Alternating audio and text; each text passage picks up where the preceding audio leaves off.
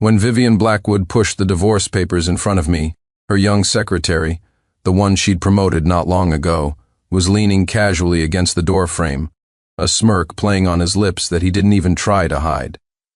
His gaze was like someone sizing up an old piece of furniture about to be tossed to the curb, a mixture of contempt now that the dust had settled and an impatient urge to get it over with.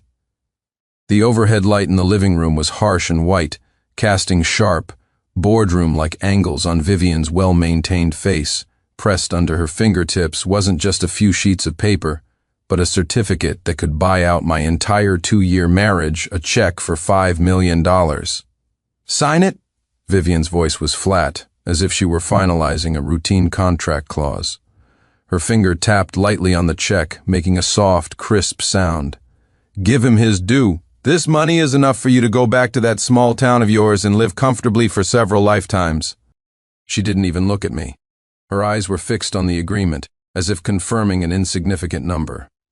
The air held the cold, lingering scent of her expensive perfume, mixed with the deliberately ostentatious cologne of a young man radiating from the secretary, a cocktail of scents that declared victory. I leaned back into the sofa, my gaze sliding from Vivian's indifferent profile to the undisguised smugness on the young man's face by the door, finally settling back on the agreement and the check. $5 million, 2 years, a monthly allowance in the tens of thousands, a pure return on investment. Not bad. I even managed a small smile so faint that probably only I noticed it. "Pen," I said. Vivian seemed surprised by my straightforwardness. Her tapping finger paused for a second and she glanced up at me. A flicker of something like good. Your place crossed her eyes before they returned to that business-like indifference. She lifted her chin toward the door. The secretary immediately straightened up, an obsequious smile plastered on his face. He walked over in a few quick steps, pulled a Montblanc pen from the inner pocket of his expensive suit and held it out to me. The gesture had a hint of charity. I took it without looking at him. The cool metal of the pen met my fingertips. I flipped open the agreement, going straight to the last page.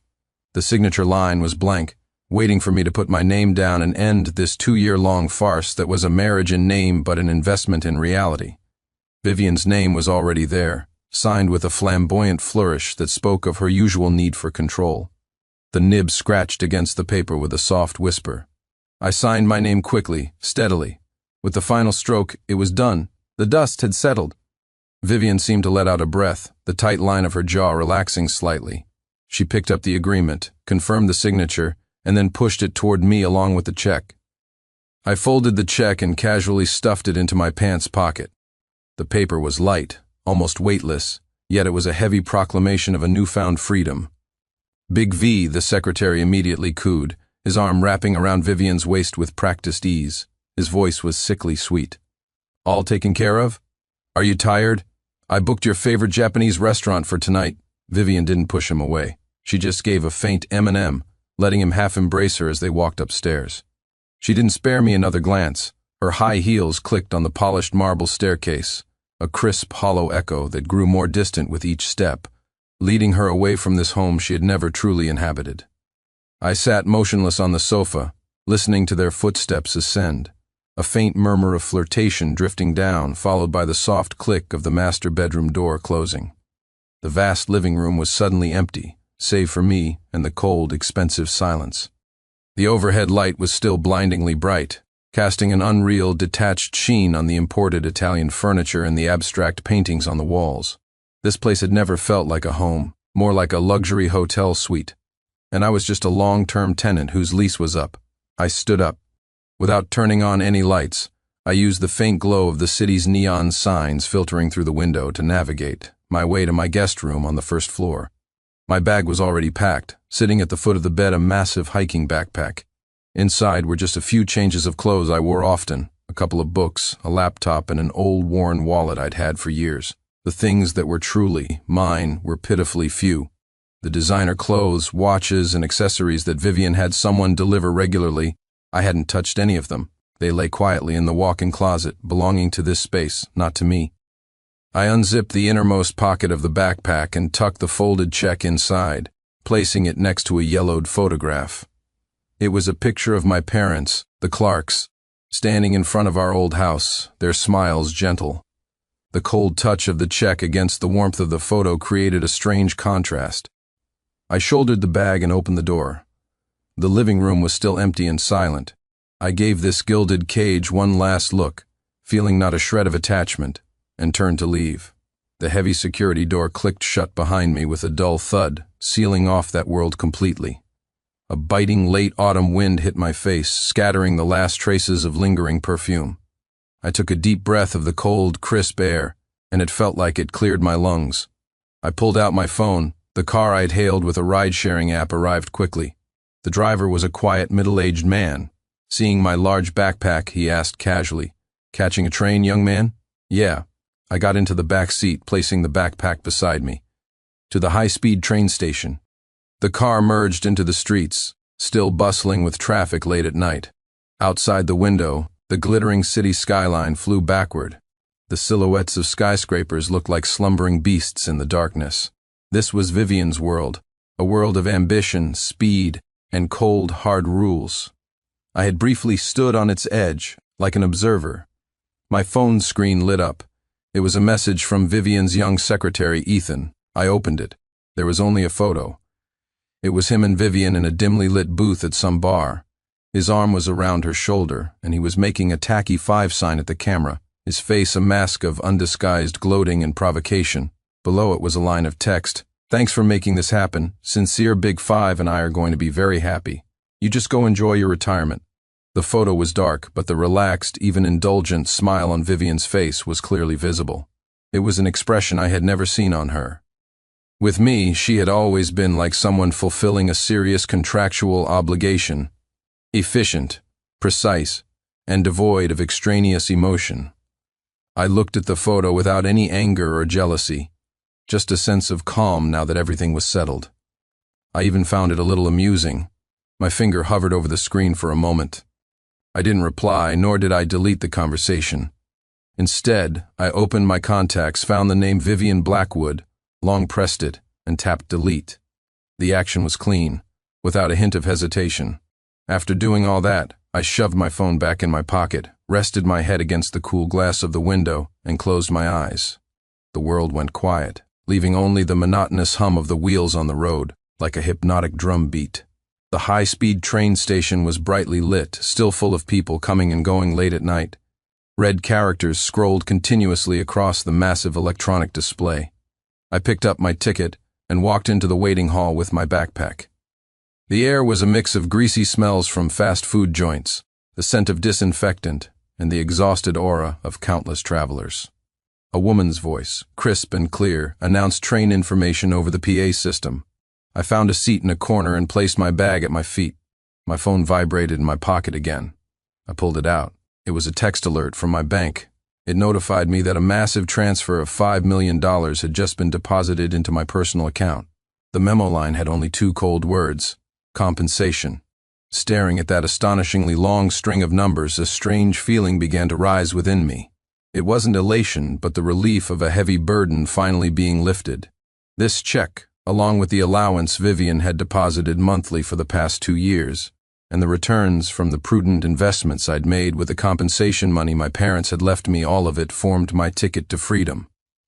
They lay there silently, like solid cornerstones, paving a road to the future I had long since planned. Ding dong, attention passengers, train GXX to Greendale is now boarding. The announcement sounded. I stood up, shouldered my heavy backpack, and merged into the crowd heading for the boarding gate. I passed through the turnstile, walked down the long platform tunnel, and finally stepped into the train car. I found my window seat. Outside, the platform was brightly lit, and people hurried by, pulling their suitcases. The train began to move slowly, accelerating smoothly. The platform lights receded quickly, shrinking, eventually replaced by the boundless darkness, and the sparse lights of the distant city. The window reflected my own blurry image, calm, even relaxed with relief. I placed the backpack on my lap, unzipped it, and once again confirmed that the check and my parents' photo were there. My fingertips brushed the edge of the photo, a barely perceptible warmth spreading from it. Then, from a side pocket of the backpack, I took out something else, a palm-sized, soft leather notebook, its edges worn and frayed. The dark brown cover was plain, without any design. I opened it, Inside was the neat, clear handwriting of my parents. It wasn't a diary, but more like an extremely simple yet incredibly precise guide to life.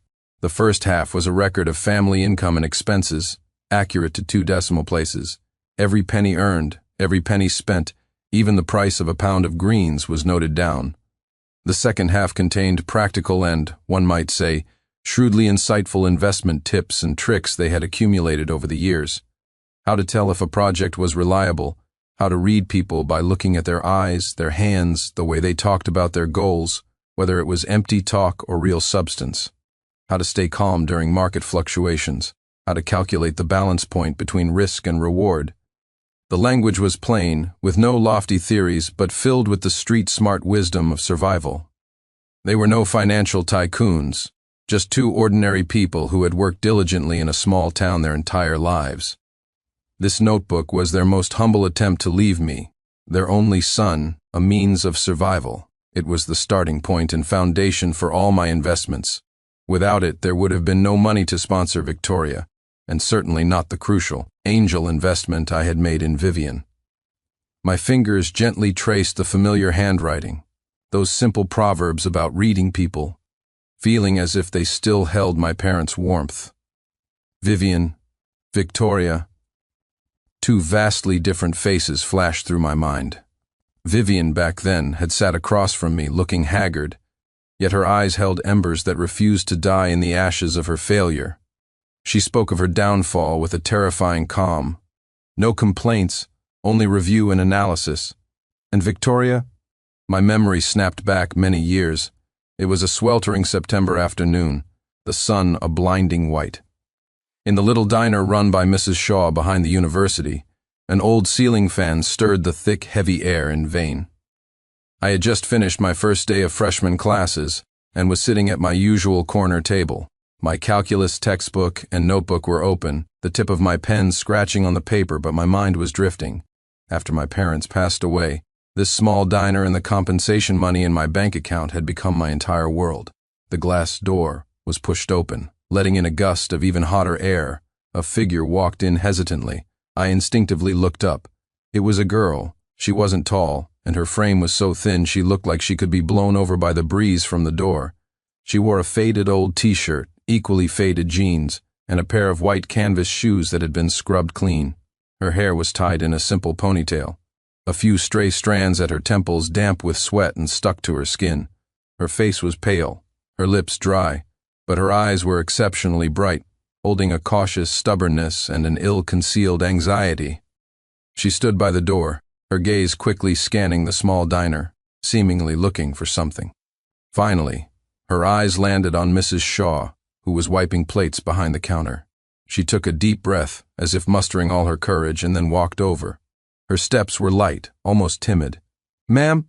Her voice was quiet, with the soft cadence of a southern accent, but clear. "Excuse me, are you still hiring?" As she asked, her fingers tightly gripped the hem of her faded t-shirt, her knuckles turning white from the force. Her gaze was lowered, not daring to meet Mrs. Shaw's eyes. Mrs. Shaw stopped what she was doing, looked up, and sized her up. There were no other customers in the diner, only the monotonous hum of the fan. "We are," Mrs. Shaw said, her voice carrying the briskness of a local. "But the work's not easy. Waiting tables, washing dishes, wiping tables. When it gets busy, you won't have a moment's rest. The pay is hourly, not high, but you get a free dinner. Can you handle it?" The girl's head bobbed up and down like a chicken pecking at grain. The light of hope flared in her bright eyes. "Yes, I can. Ma'am, I can do anything. I'm not afraid of hard work." Her tone was so eager it was almost desperate. "You look young, little lady. "Just started college?" Mrs. Shaw put down her rag and leaned against the counter. "Yes, I'm a freshman," the girl answered softly, her head slightly bowed again.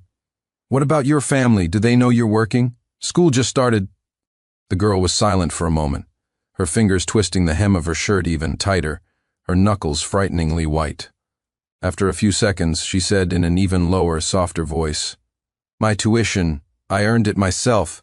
During the summer, my travel fare, too." She didn't say whether her family approved, but the answer was obvious. Mrs. Shaw sighed, her expression softening. She was about to say something when I closed my textbook, stood up, and walked over. Auntie Martha, I said as I reached the counter, my eyes on the frail-looking girl. Sensing my approach, she seemed to tense up even more, her head bowing lower, leaving me with only a taut, uneasy profile. "Oh, sincere," Mrs. Shaw said, looking at me. "Take a look." I nodded and asked the girl directly, "What's your major? What's your name?" She looked up as if startled, her bright eyes meeting mine. They held surprise, nervousness, and a faint, almost imperceptible defensiveness. "Computer science. Victoria Stone." Her voice was very soft, but her enunciation was clear.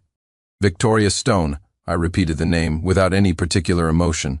"The work here isn't easy, but Auntie Martha is a good person. Come by when you're free after class. You'll be paid on time, and you'll get plenty to eat." My tone was flat, as if stating the most ordinary fact. Victoria froze, her bright eyes wide with disbelief. She looked at me, then at Mrs. Shaw, seemingly unable to understand why it was suddenly settled. "Mrs. Shaw immediately broke into a smile and sealed the deal. "All right, girl. You're hired. Can you start today? It's quiet right now. You can get to know the place." An immense wave of joy washed over Victoria's face. A rush of color flooded her pale cheeks, and her eyes shone with an incredible light. She nodded eagerly. "Yes, I can. Thank you, ma'am. Thank you. Thank you, senior." She looked at me, her eyes filled with a pure, almost overflowing gratitude. I just grunted in acknowledgement, said nothing more, and returned to my corner seat to reopen my calculus book. From the corner of my eye, I saw Mrs. Shaw showing Victoria around, telling her where the rags were, the dish soap, how to stack the plates. Victoria listened with extreme concentration, nodding constantly, her movements filled with a careful reverence, as if she had been granted a magnificent gift. Outside, the cicadas buzzed loudly, and the old fan continued its monotonous drone. My pen returned to the paper, calculating complex formulas. But my heart felt a little more settled than before. This investment seemed low risk. The return would probably be seeing a hard-working person's life become a little less difficult. The slight rocking of the train pulled me back to the present. Outside the window, blurry fields and the lights of villages sped by. I put away the notebook that held my past and tucked it back into the depths of my backpack.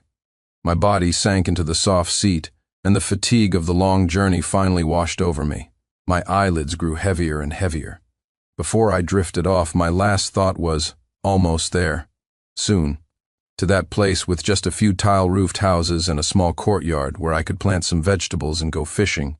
The clatter of wheels on the track went on for I don't know how long, until a clear female voice from the PA system pierced through my drowsy state.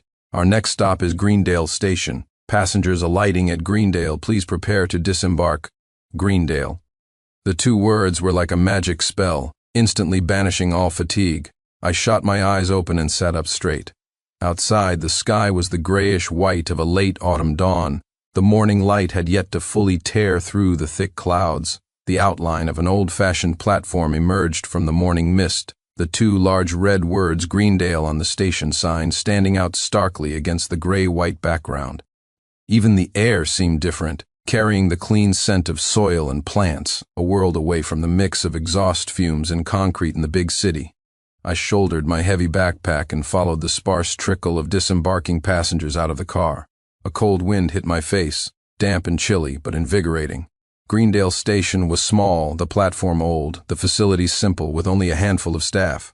Outside the exit was a small plaza where a few beat-up old cabs waited for fares. The drivers, bundled in thick coats, stood with their hands in their pockets, their gazes casually sizing up the arrivals. "Sir, heading to Riverbend Village?" I walked toward the nearest cab. The driver was an old man with graying hair. He looked me over. Probably, seeing my big backpack, he pegged me as an outsider, but my accent had local roots. He nodded and quoted a price. $20. Deal. I pulled open the door and got in. The cab smelled of cheap tobacco and engine oil, and the leather on the seats was cracked. The engine sputtered to life, belching a cloud of black smoke, and the car rattled away from the station plaza, turning onto a bumpy county road. On both sides of the road were harvested fields exposing the yellowish-brown earth. In the distance were rolling hills, the trees displaying the vibrant colors of late autumn, a tapestry of red, yellow, and green, like a watercolor painting bleeding into the morning mist. The air was cold and clean, and a breath of it filled my lungs with the faint tang of soil and the sweet scent of grass. Occasionally, we passed a small village where I could see smoke curling up from the chimneys of early risers, punctuated by the sound of barking dogs and crowing roosters. A long-lost sense of peace slowly seeped into my bones. The alienation and coldness of the past 2 years in that massive city, in that luxurious apartment, felt like an invisible shell being blown away piece by piece by this country wind. The cab bumped along for nearly an hour before stopping at a fork in the road. "This is Riverbend. The road in is too narrow for the car," the old man said, pointing to a smaller dirt track ahead. I paid him and shouldered my bag. I stepped onto the familiar yet strange dirt road. On both sides were the stubble of harvested rice paddies, with stubborn weeds on the ridges still holding beads of frost. After walking for about 15 minutes, my feet sinking into the soft earth, I rounded a small pond, and the outline of a few tile-roofed houses finally became clear in the morning mist. A low stone wall, a mottled wooden gate left ajar. When I pushed it open, the hinges let out a long, familiar groan, as if greeting their long-lost master.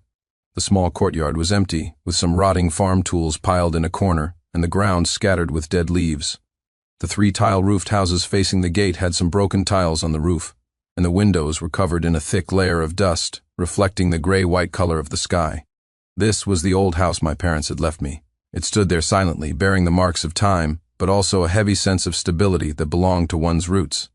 I put down my backpack and stood in the middle of the courtyard, looking around. The old persimmon tree in the corner was still there, its leaves all gone, leaving only a few bright red persimmons hanging stubbornly from the branches like little lanterns. The iron handle of the hand pump well under the tree was covered in rust. A warmth that was almost painful surged in my heart. I was back. I was really back. The following days felt like they were in slow motion. Life became simple, tangible, filled with the scent of soil and sunshine. The first thing was to clean. The broom swept across the leaf-strewn, dusty ground, raising a cloud of choking dust. I drew water from the well and wiped the dusty window panes and furniture again and again. When the sunlight streamed back into the main room, the whole house seemed to come alive, exuding an old but clean smell. The plaster was peeling off the walls in some places, revealing the yellow mud beneath. The roof leaked in a few spots. I bought some roofing felt and tiles, borrowed a ladder, and clumsily climbed up to patch it. I got blisters on my hands and my back ached, but looking at the repaired roof, my heart was filled with a solid sense of satisfaction. Cleaning the yard was an even bigger project. The weeds were almost knee-high. I bought a hoe and spent several days clearing them, turning over the compacted soil. My neighbor, Mrs. Dawson, saw me working alone and enthusiastically brought over some vegetable seedlings, scallions, garlic sprouts, a few young bok choy, and a small packet of radish seeds.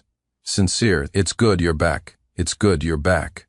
Mrs. Dawson's voice was loud and cheerful, her wrinkled face beaming with a simple, honest smile.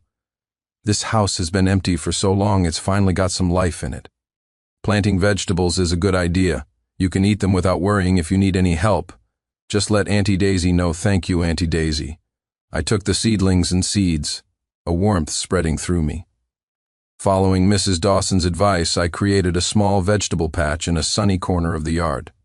I learned to level the soil, dig shallow furrows, and carefully plant the seedlings, then water them. Watching those tender green shoots stand tall in the late autumn sun, a strange joy bloomed in my heart. So this is what it feels like to let life take root and grow. Days slipped by like this. I was woken by birdsong outside my window, not an alarm clock. After a simple breakfast, I would sometimes go to the vegetable patch to check on things, pull some weeds, or water the plants. Other times I'd move a small stool into the yard, bask in the sun, read a book, or do nothing at all, just watch the clouds drift by. In the afternoon, I might take a simple fishing rod to the small river behind the village and sit there for hours. The river was shallow, the fish small, and catching anything was a matter of luck, but the quiet anticipation itself was enough. The $5 million check from Vivian had long been cashed. That, along with the money she had deposited monthly and the returns from my parents' compensation fund, had become strings of silent numbers in my bank account. They were vast yet quiet, no longer requiring my effort to manage, only a periodic check of the stable investment reports. They were the solid foundation for my current peaceful life, the confidence that allowed me to be completely idle. I even started to calculate. My daily expenses were negligible. I grew my own vegetables and occasionally bought some rice, flour, meat, and eggs, water and electricity bills. The biggest expense was probably coal for heating in the winter. The interest alone from the money in my account was enough for me to live like this for several lifetimes. This realization brought a deep, almost lazy sense of security. Occasionally people would show up. Usually they were distant relatives or acquaintances of my parents. They came with a mixture of curiosity and probing, asking in roundabout ways why I'd made it big in the city but suddenly came back, or hinting about whether I had any spare cash or any good opportunities to share. I would always smile, offer them a cup of coarse tea, and say casually, "What fortune? I couldn't make it in the big city. Came back to farm a bit for some peace and quiet." Then I'd change the subject, asking about this year's harvest or which family's kid got into college. Seeing that they couldn't get anything out of me, the eagerness in their eyes would slowly fade, and they would eventually leave, embarrassed. The courtyard gate would close, shutting out those prying eyes, and the small yard would return to its tranquility. This peace was like a warm cocoon, enveloping me. Time seemed to have lost its measure, flowing slowly with the rising and setting of the sun, the withering and growing of plants. I thought life would continue like this, like the gentle river in front of my house, flowing silently onward, until the end, until that evening. The setting sun was a molten gold, setting the western sky ablaze. I had just finished watering the vegetable patch and was squatting by the well, washing my hands. The late autumn well water was bone-chillingly cold, making me shiver. Suddenly, the roar of an engine approached from outside the gate, brutally tearing through the village's tranquility. The sound was wild, aggressive, carrying a sense of modern speed and power completely at odds with this rural setting. It screeched to a halt right outside my mottled wooden gate. Then, a loud bang. It wasn't a knock, but a solid kick. The force was so great that the old wooden gate shook violently, its hinges groaning in protest, and years of accumulated dust rained down from the door panels. I shot to my feet, forgetting to even shake the water from my hands, and stared at the gate in disbelief. Who could it be? A neighbor? Impossible. Mrs. Dawson and the others would call out from a distance. The utility guy? Even less likely. Before I could walk over, the weathered wooden gate, after another heavier bang, was actually kicked open. The gate slammed against the stone wall behind it, bounced back, and hung crookedly in the frame, looking like it might fall apart at any moment. A figure, wrapped in a strong smell of alcohol, swept in like a whirlwind, nearly getting hit by the rebounding gate. The last rays of the setting sun fell on her. She was tall, dressed in a well-tailored, high-quality cream-colored trench coat over a matching cashmere sweater. Her long hair was slightly curled, dyed a fashionable dark chestnut. Her makeup was exquisite. Even in the twilight you could see her features were meticulously defined. But right now her beautiful, aggressive face was flushed, her eyes hazy yet sharp, as if veiled in a shimmer of water, but also burning with two flames. She was clutching a designer handbag, but it was held carelessly, swinging with her unsteady steps. The strong smell of alcohol mixed with a cold, expensive perfume rushed toward me. I froze, the blood in my veins seeming to solidify in that moment. My mind went blank for a second before I managed to squeeze out two words. Victoria? The Victoria before me was almost impossible to reconcile with the memory of the thin girl in the faded t-shirt, carefully wiping tables in the diner, or the later graduate student in a white lab coat, her eyes focused and calm. Time had left its mark on her with heavy, bold strokes, forging a dazzling brilliance and an intimidating presence. The only familiar thing was the flame in her eyes, that same stubborn, almost burning fire, only now it was more intense, more complex and inscrutable. She steadied herself, squinting her drunken yet exceptionally bright eyes, and looked me up and down. Her gaze swept over my mud-splattered old jacket, the dirt-caked canvas shoes on my feet, and finally rested on my face. Her eyes were like hooks, scraping over my skin inch by inch. "Heh!" She suddenly laughed, her voice hoarse from alcohol and carrying an indescribable sharpness. "Sincere, Clark? So it really is you." She advanced toward me, her expensive high heels digging into the uneven dirt ground, but she paid it no mind. She staggered a few steps closer, the strong smell of alcohol practically on my face. "You're good at hiding, aren't you?" Made me search high and low. She was too close. the aggressive scent of high-end perfume and alcohol overwhelming. I subconsciously took a half step back, my brow furrowing. "Victoria, you're drunk. How did you find this place?" My internal alarm bells were screaming. Riverbend Village was remote. How did she find it so precisely? How did I find it? Victoria took another step forward, her heel digging a small pit in the dirt. She didn't care, instead lifting her chin with a confrontational air. "Have you forgotten Auntie Martha? Forgotten who tipped you off back then, told you I was getting recommended for grad school, then for my PhD so you could hurry up and deal with this troublesome problem?" Her voice suddenly rose, thick with sarcasm and years of pent-up resentment. "You think deleting me on a messaging app and selling off that dump of a diner would make you disappear off the face of the earth? Sincere, you underestimate me, and you underestimate how long someone you invested in, then threw away like trash, can hold a grudge." Her accusations were like cold needles, piercing the peace I had carefully maintained. Auntie Martha, the kind diner owner from back then. I had indeed asked her to let me know if there was any significant news about Victoria during her PhD studies. I had sensed the way Victoria looked at me was changing, that her gratitude was mixed with something far heavier than I could bear. I didn't want to become a shackle or a crutch in her life. I never thought Mrs. Shaw would remember all this time, let alone that Victoria would track me down all the way here using clues from her. "Victoria, what's past is—" I tried to speak to calm her down, but she cut me off sharply. "What's past is past." Victoria was like a lit powder keg, her voice suddenly shrill, the moisture in her eyes welling up. "You think you can erase everything with a simple, 'what's past is past'? Do you have any idea what it was like after you sent that message? 'You deserve a better future, thanks for helping with my thesis,' and then deleted me. Your phone was disconnected, the diner was sold, you just vanished. I stood there like an idiot, holding the thesis I'd perfected for you, in front of that empty diner. Do you have any idea how I felt?" "Huh?" Her chest heaved, a button on her trench coat popping open from her agitated movements. The golden light of the sunset fell on her face, illuminating the moisture at the corner of her eye that she stubbornly refused to let fall. Beneath the anger was a deep-seated hurt, like an old wound being brutally torn open. Faced with her torrential questioning, I was at a loss for words. Cutting ties back then was my misguided attempt at doing what was best for her, not wanting her to be tied down to a deadbeat like me out of gratitude or something else. I truly hadn't considered her feelings, or rather, I had deliberately ignored them. "You what?" Victoria gave me no chance to explain. It was as if years of pent-up emotions had finally found an outlet, and fueled by the alcohol, she let it all pour out. "Sincere Clark, you're a complete and utter bastard, a selfish jerk. You help people just for your own little thrill of investment, to watch someone's life change because of you, and then you get to gracefully exit satisfied and hide away to enjoy your damn freedom. Did you ever think about the person you helped? Did you ever consider if they needed your kind of benevolence?" She grew more agitated as she spoke, her voice trembling with a sob, her body swaying from the violent emotions. Her beautiful eyes were locked on me, the fire within them threatening to scorch me. "Victoria, calm down." Seeing her teetering, I instinctively reached out to steady her. "You're drunk, let's go inside." The moment my hand touched her arm, she reacted as if electrocuted, violently flinging my hand away. The force was immense, fueled by a reckless energy.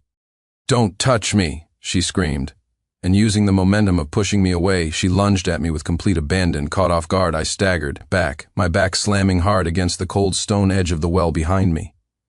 A dull pain shot through me, and she, like a furious and desperate little animal, pressed herself against me, her hands grabbing the collar of my jacket, her alcohol-laced breath hot on my neck and jaw. "Run?" Her voice was right next to my ear, seething, filled with a near-maniacal obsession and a thick, inconsolable grief. "You were pretty quick to run back then, weren't you? My usefulness was all wrung out after I finished your thesis, so you deleted me and took off.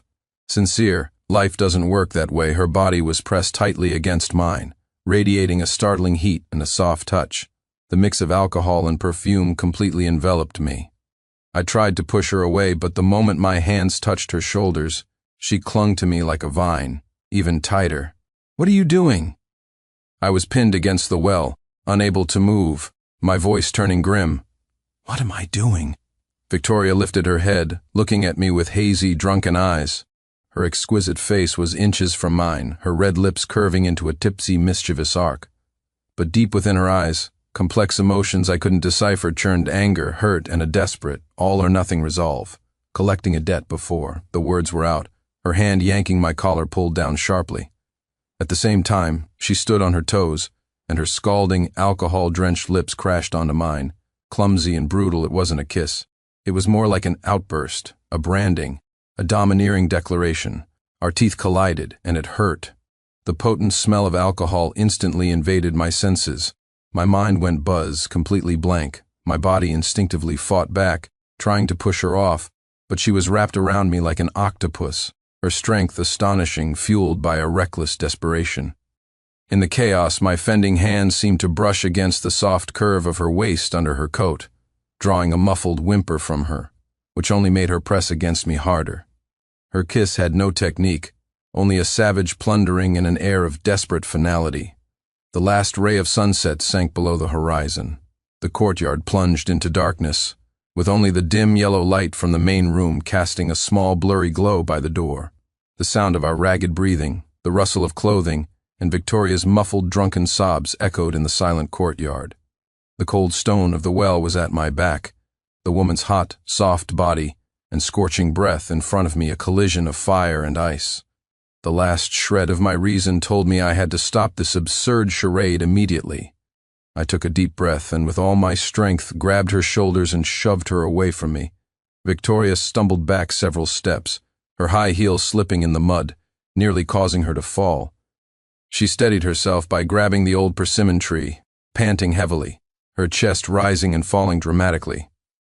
Her lips were swollen and red, her hair was a mess, sticking to her sweaty cheeks, and her eyes were hazy and unfocused, as if she had exhausted all her energy, or perhaps was stunned by her own actions.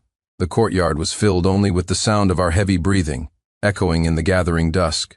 The air was thick with the smell of alcohol, a charged atmosphere, and a cold, awkward tension. "Victoria, you—" I wiped my lips. They seemed to retain the taste of her lipstick and a faint metallic tang of blood. My voice was tight with suppressed anger and helplessness. "Are you insane?" She leaned against the persimmon tree, lifted her head, and looked at me with unfocused eyes. After a few seconds, without any warning, her body went limp and she slid down the trunk, collapsing in a heap on the cold ground. Her head lolled to the side. She had completely passed out. Watching Victoria curled up and unconscious under the persimmon tree, I stood frozen. The chill from the well seemed to have seeped into my bones. The night wind rustled the dead leaves on the ground, sending them skittering past her disheveled hair. The strong smell of alcohol filled the cold air. This was a nightmare. Leave her here? The late autumn dew was enough to make someone seriously ill. Bring her inside? The whole situation was bizarre and promised endless trouble. I rubbed my throbbing temples and finally sighed in resignation. I bent down, carefully avoiding her expensive-looking trench coat, slipped one arm under her knees and the other behind her back, and lifted her into my arms. She was heavier than I expected. Her soft body radiated a surprising heat. Her head rested limply against my shoulder, her warm, boozy breath tickling my neck.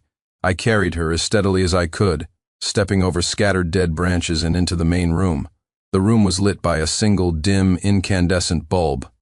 As I laid her on my wooden bed with its old cotton quilt, she let out an unconscious whimper and frowned, as if uncomfortable.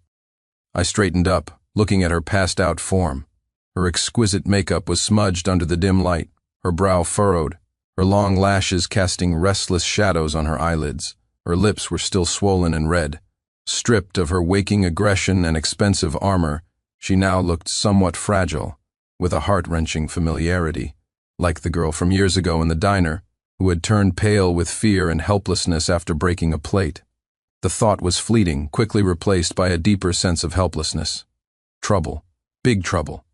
I pulled a clean, thin blanket from the side and haphazardly draped it over her. I walked to the other end of the room, dragged the old rattan chair to the doorway, and sat down. The night chill poured in through the open doorway. I lit a cigarette. Through the swirling smoke, I watched the sleeping figure on the bed, feeling as if the path ahead was shrouded in chaos. It was going to be a long night. Victoria slept deeply, occasionally murmuring something unintelligible, her tone sounding plaintive. I leaned back in the rattan chair, smoking one cigarette after another, my mind a jumbled mess. Memories I had deliberately sealed away came flooding back because of her arrival. The way she had run to the diner, giddy with excitement, to tell me she had been accepted into the graduate program, the focused profile of her face as she stayed up all night helping me revise the thesis that I barely cared about but needed to graduate, and finally, the self-righteous sense of relief I felt after sending that message and blocking all her contacts. Looking back now, it all seemed so foolish and cruel. Just before dawn, the ashtray was overflowing with cigarette butts. I leaned back in the chair, my consciousness blurring. In a state between sleep and wakefulness, I thought I heard a slight movement from the bed. I snapped my eyes open. The sky was beginning to lighten, a grayish-white light filtering through the tattered paper on the windows. Victoria had sat up at some point, the thin blanket having slipped down to her waist. She was looking down, one hand rubbing her temple, clearly suffering from a hangover headache. Her other hand, however, was hesitantly, carefully, pulling down the collar of her cashmere sweater, peering inside. Sensing my gaze, she looked up, and our eyes met. The air instantly froze. Her expression shifted from the initial grogginess of a hangover to confusion as she registered her surroundings, and then to a complex mix of shock, mortification, and disbelief as she saw me, exhausted and smoking in the rattan chair by the door. Memories seemed to be flooding back. The color of her face changed rapidly from pale to flushed red, finally settling on an expression of utter bewilderment. Her eyes darted down to her own clothes, which were intact but wrinkled, then shot back down to the inside of her collar. Then, as if she'd been burned, she quickly pulled her collar back up, covering whatever she might have seen. When her beautiful eyes looked back at me, they were blazing with a furious fire ready to erupt. Sincere Clark, her voice was hoarse from the hangover but sharp with accusation, a violated rage. Her finger trembled as she pointed toward her collarbone even though it was completely covered. What did you do to me? You hurt me. The early morning light, carrying the distinct chill of late autumn, filtered through the dusty window lattice, casting mottled patches of light on the uneven mud floor of the main room. The air was still thick with the lingering smell of last night's alcohol and an indescribable, almost tangible awkwardness. Victoria's cry of "you hurt me" landed like a red-hot brand in the silent air. Her fingers clutched the collar of her cashmere sweater, so tightly that her knuckles turned white, as if she were trying to strangle the soft fabric. Her eyes, now filled with rage and humiliation, were fixed on me, the emotions swirling within them too complex to read. There was the shock of violation, the fog of a hangover, and something deeper, something she herself might not have recognized. I leaned back in the rattan chair. The exhaustion of a sleepless night and the sting of nicotine made my temples throb. Looking at her like this, the memory of her pinning me against the well, the painful clash of our teeth, the cloying sweetness of her lipstick mixed with the taste of blood, all came rushing back. I took a long drag from my cigarette, let the harsh smoke fill my lungs, and then slowly exhaled, trying to quell my rising irritation. "What did I do to you?" My voice was raspy from smoking, laced with an almost absurd calmness. "Dr. Stone, perhaps you should try to recall who it was last night who got blind drunk, kicked down my door, and then launched herself at me like a human cannonball, biting and clawing." My gaze met her burning anger without flinching, even deliberately sweeping over her expensive, now mud-stained and wrinkled trench coat. If I had really wanted to do something, my tone took on a deliberate coolness and mockery. "Do you think you'd be sitting here right now, fully clothed, just feeling hurt?" I emphasized the words "feeling hurt," my gaze pointedly flicking toward the collar she was guarding so fiercely. Victoria's face instantly turned a deeper shade of red, the blush spreading all the way down her neck. She was clearly trying to piece together fragments of the previous night, but the alcohol had erased most of the details. My blunt words were like a splash of cold water, causing the fire in her eyes to waver, replaced by a deeper, more complex shame. She instinctively glanced down at her collar again, as if to confirm something, then shot her head back up, her gaze still defiant, but her confidence was clearly shaken. "Well, you still shouldn't have." She tried to regain her momentum, but her voice was weak and dry from the hangover. "I was drunk. Can you hold someone accountable for what they say or do when they're drunk? You just let me do that?" She seemed to be blaming her own aggressive actions on my inaction. "Let you?" I almost laughed in exasperation. I stubbed out my cigarette and stood up. The combination of a sleepless night and being falsely accused made my tone hard. "Victoria, Last night you were as strong as a young bull. I couldn't push you off if I hadn't seen you were passed out and worried you'd freeze to death in the yard. Why would I have bothered carrying you in here? I was more worried you'd puke on my bed. I pointed to the shabby wooden bed and the thin blanket covering her. And now you wake up and turn the tables on me? My words, fired off like a machine gun, left her speechless. She opened her mouth to argue but found she had nothing to say. Hazy fragments of the night before seemed to be assembling in her mind, the loud crash of the door being kicked in, the cold stone of the well, the clean, soapy scent of the man mixed with a faint hint of tobacco, and her own desperate, angry, biting attack. Her face cycled through shades of red and white, her eyes darting around. Finally, she turned her head away in frustration, refusing to look at me, and just rubbed her throbbing temples, muttering, "My head hurts so much." The atmosphere settled into a strange stalemate. She sat on my bed like a sulking child who'd done something wrong but was too proud to admit it. I leaned against the door frame, looking at the pathetically crooked gate in the yard, mentally calculating the trouble and expense of getting it fixed. After a long while, she finally spoke, her voice much lower, tinged with a reluctant resignation. "Is there any water?" I sighed, accepting my fate, and went to the kitchen. I boiled some water in the old aluminum kettle, found a relatively clean enamel mug, filled it halfway with warm water, and stirred in a spoonful of honey from a glass jar. I carried the mug back and handed it to her. "Drink this, it'll help with the hangover." Victoria glanced at me, hesitated for a moment, but took it. Her fingertips touched the warm side of the mug, and she held it, taking small sips of the sweet water. The warm liquid seemed to soothe her frayed nerves, but her brow remained furrowed, whether from the headache or a troubled mind I couldn't tell. "How did you know I was here?" I sat back down in the rattan chair, breaking the silence. This was what I most wanted to know. Riverbend Village was too remote. A brilliant, up-and-coming scientist like her, whose time was as precious as gold, why would she waste so much energy to track me down for revenge? Victoria held the mug, her fingers unconsciously tracing its rim, her eyelashes lowered, hiding the emotion in her eyes. "I told you, Auntie Martha." Her voice was flat. "After you disappeared, I went to see her. She wouldn't tell me anything at first, just said you'd told her to let me focus on my studies and not to look for you. Later," she paused as if choosing her words carefully, "I graduated, got a job, and I guess I've had some success. I went to see her again, spent a long time talking with her, and she finally relented. She said your hometown was in Greendale County, but she didn't know the exact village. She only remembered you mentioning Riverbend once, saying there was a small river behind the village." She looked up at me, her expression complex. "There's more than one Riverbend village in Greendale. I checked maps, asked around. It took a lot of time. This month I had a conference for a project in the neighboring state. After it ended, I rented a car, navigated to Greendale, and started asking, village by village." Her tone was matter-of-fact, as if she were describing the most ordinary thing, but the persistence and effort involved were palpable. Was it worth it? I looked at her, voicing the question in my mind. "Just to settle a score with me for deleting you as a contact. Victoria, you're Dr. Stone now. You have a brilliant future, millions in prize money. Why waste your time on someone who's long been out of your life?"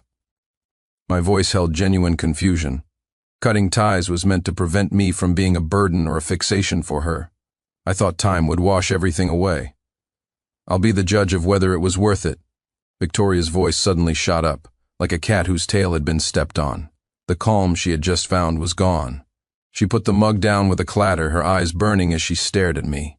"Sincere, do you think that because you gave me a little money back then, a little so-called help, that you gave me a chance, and then you got to make a clean exit, I should be eternally grateful, obediently follow the better future you planned for me, and from then on, treat you as a symbol of gratitude and never see you again?" Her words came out in a rush, filled with suppressed agitation. "You're wrong. Dead wrong. You have no idea what your actions meant to me back then. It wasn't just about the money, it was the first time I felt that the world wasn't a cold, heartless place, that it wasn't just about being used and exploited, that someone would extend a hand with no expectation of return. You pulled me out of the mud, gave me a chance to breathe, to look up at the sky, and then what? Just when I wanted to get closer to you, to tell you that I could be a source of support for you too, you threw a bucket of cold water on me and disappeared without a word. Who are you to decide what's good for me? Who are you to assume that your benevolence is what I wanted? Her eyes were red again, her voice trembling with a sob, but this time she didn't let the tears fall. She just stared at me defiantly, her chest heaving. Her gaze held accusation, hurt, and a deep-seated trust and reliance that had been betrayed years ago. I was pinned in place by her barrage of questions, utterly speechless.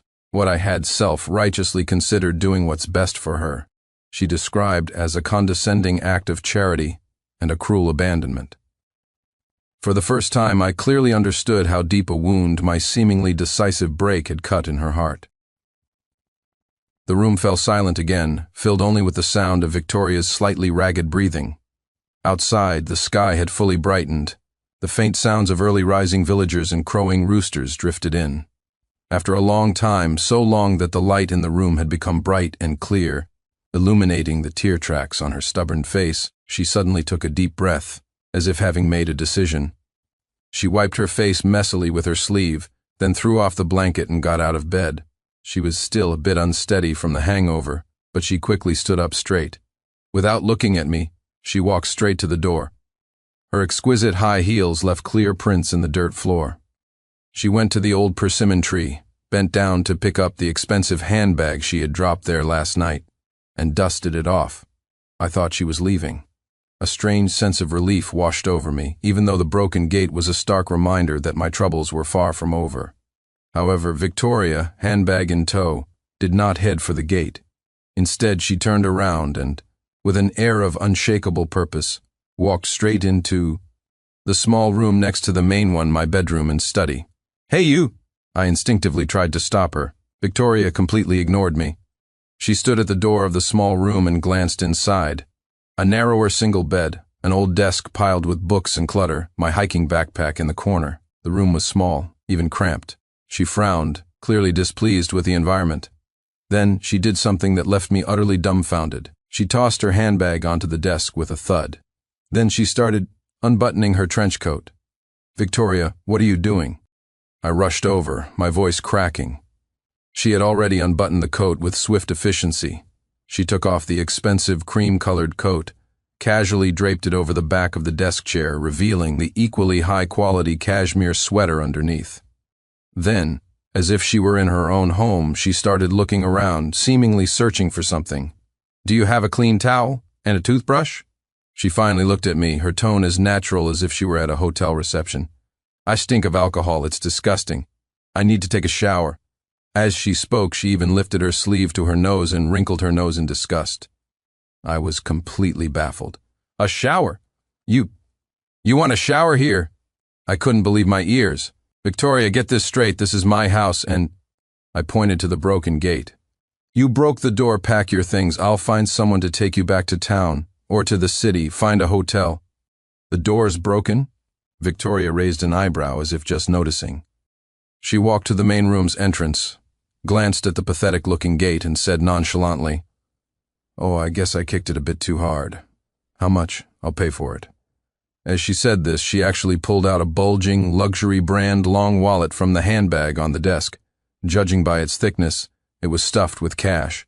She held the wallet and looked at me, her eyes conveying a sense of any problem that can be solved with money is not a problem, and maybe even a hint of defiance. "Name your price." "This isn't about money." I felt my temples begin to throb again, a fire of frustration rising within me. "Victoria, what the hell are you trying to do? Wasn't last night's drunken rampage enough? This is the countryside, it's not your lab or a five-star hotel. There's no water heater, you have to boil water and use a bucket to shower. And this is the only bedroom in the house. Oh, boil water? Then I'll trouble you to do that." Victoria seemed to have completely missed the latter part of my tirade, latching onto the phrase, "boil water." She said, as if to herself, "Where's the bucket?" "Oh, is that the red plastic one in the yard? Looks okay." With that, she actually started walking toward the yard, heading straight for the red plastic bucket in the corner that I used for watering the vegetables I watched, utterly stupefied, as she, in her $1,000 sweater and high heels, squatted down to pick up the mud-caked bucket. The scene was so absurd it took my breath away. I rushed over and snatched the bucket from her hand. "Victoria," I practically growled through clenched teeth, "can you stop this? I give up, I was wrong back then, I shouldn't have deleted you and disappeared, I apologize, I sincerely apologize." I'm sorry. Is that enough? Can you please just stop torturing me? Take your wallet, get in your rental car, and go do whatever it is you do, Victoria, having been relieved of the bucket, didn't get angry. Instead, she straightened up and dusted off her non-existent dirt from her hands. She looked at my exasperated face, and a faint yet meaningful smile touched her lips.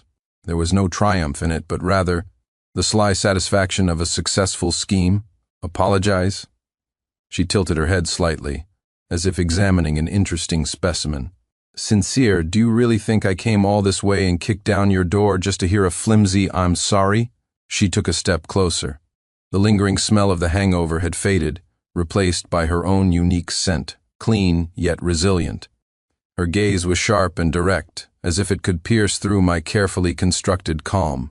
Let me tell you something. Her voice was low but carried an undeniable force. Last night, whether you admit it or not, it happened.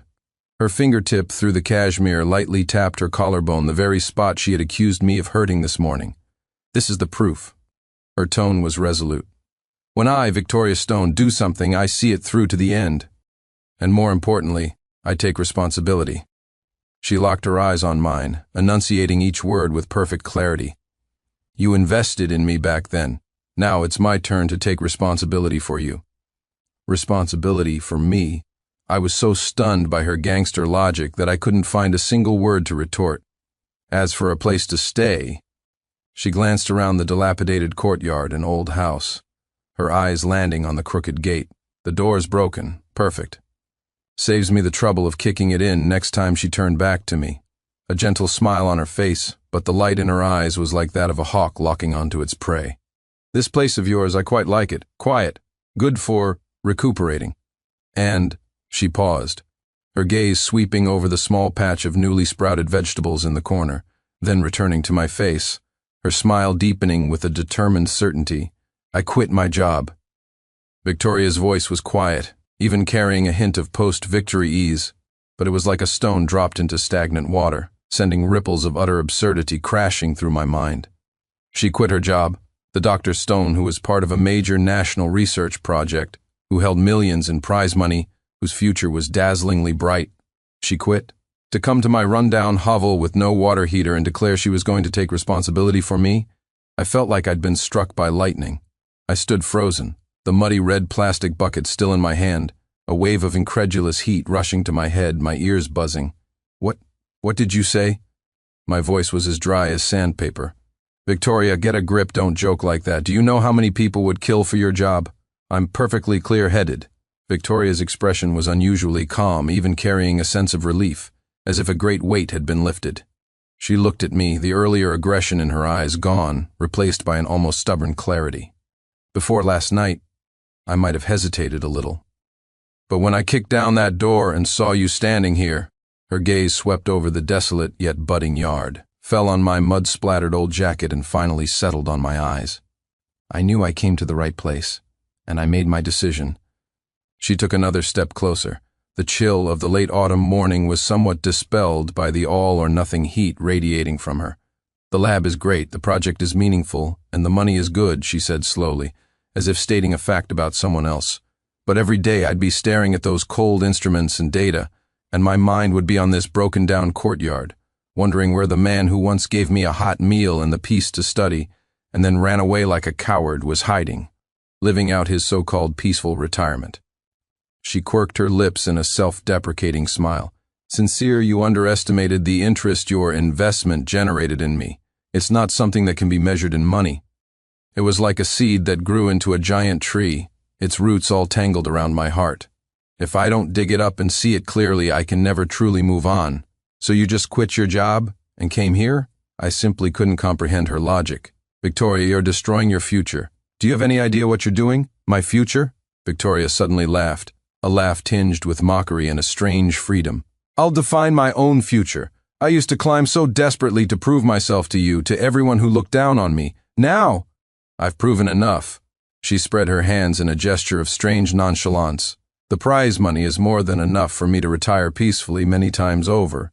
With the rest of my life, I want to try a different way of living. For example, right here, she pointed to the dirt at her feet, to figure some things out and to collect on some debts. Collect. I saw that glint of stubbornness and determination rekindle in her eyes, and the alarm bells in my head went wild. This woman was crazy. Absolutely insane. What she meant by take responsibility was clearly more than just the literal meaning. No, I refused flatly, slamming the plastic bucket on the ground. This humble temple can't house a goddess like you. The door is broken. I'll find someone to take you away. I turned to go back into the house, intending to grab my phone and make a call. Sincere Clark Victoria's voice rang out behind me, sharp and commanding. I stopped but didn't turn back. You try to kick me out. Her voice was quiet but drilled into my ears, and I dare to kick the door in a second time, and a third. You fix it, I'll break it. Or, her tone took on a sly, threatening edge, I could call Auntie Martha right now. Tell her I found you and that last night, well, you know. What do you think Auntie Martha would think? Would she get on the next bus over here? She's not getting any younger. What if on the way... Victoria. I whipped around, burning with anger.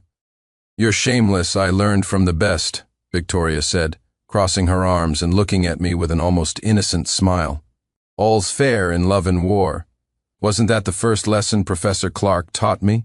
See your opportunity and strike decisively? I was choked, speechless. Looking at her face, which screamed, I'm here to stay, a profound sense of powerlessness washed over me. This woman was 100 times more difficult to deal with than Vivian. At least Vivian played by rules, made deals.